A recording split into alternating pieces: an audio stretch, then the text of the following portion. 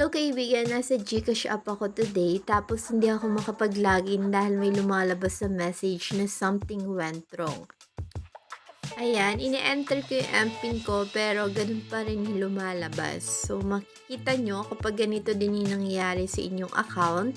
Something went wrong tapos merong code. Kahit itap natin i-try again, huwag nyo nang ulitin. Ang itap nyo na dito yung help center. Okay? So, dito sa may help center, magsasabit tayo ng ticket para malaman natin kung ano ba nangyari sa account natin. Oops, ano ba nangyari dito sa may GCash? Well, kapag ganito yung nakikita natin sa may submit ticket sa mismong GCash app, ang gagawin lang natin is lalabas tayo. Then, pupunta tayo sa may Google. So, dito nga sa may Chrome, pupuntahan natin yung Google. Hintayin lang natin. And ita-type natin dito yung submit ticket. If ever lang na ayaw gumana dun sa inyong GCash app, okay? So, GCash Help Center and make sure na tama yung link na pinupuntahan nyo, okay? So, dito, itap natin tong 3 dash. And, dito sa may tap natin yung contact us. And, dito sa lower part, chat with Gigi. Then, hintay lang natin mag-load yung page.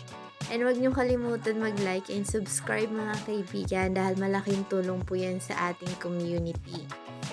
Anyway, medyo matagal. Okay. So, dito sa may message, ilagay natin dito yung submit ticket. Then, send na natin.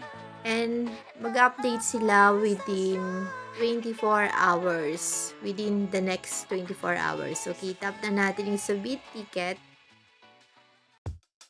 And ito yung mga kailangan natin i-provide. Email address, registered full name, and yung ating registered number, tapos yung concern category, and ito naman mag-a-add lang tayo na additional information. Pwede na natin ditong i-copy yung nagpapa-out na message.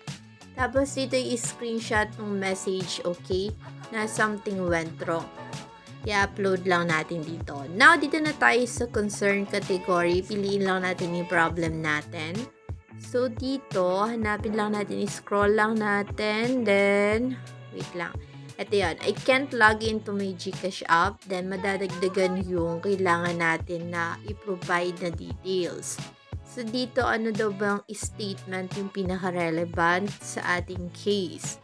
So, in my case, I saw an error, something went wrong. So, ito nakita ko na, I saw an error, something went wrong. Tapos, ano ba yung account type natin? Meron ditong options. Ayan, piliin nyo lang kung ano yung sa inyo. Then, ano ba yung model ng ating device? Ilagay nyo dito, okay? So, hindi ko na pwede ipakita ko ano ba yung akin. Tapos, ano ba yung operating system nyo? Ayan, so pumili lang din kayo dito. Now, ano bang date nyo na-encounter yung problem nyo? So, in my case, today. Lalagay ko na lang yan later. Now, kung meron kayong nakitang error code, sa akin meron, so dito ko siya i-input. Kung wala naman, ilagay nyo 0, okay? Now, mag-add lang tayo dito ng additional information. Pwede na din yung mismo message na nagpa-pop out.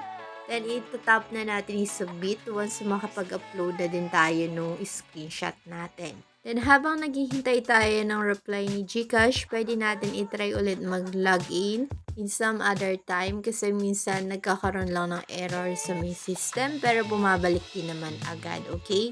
And pwede nyo din itry i-troubleshoot in GCash app. Meron na din tayong tutorial niyan. And hanapin nyo na lang yan sa ating GCash playlist. Okay, see you around kaibigan.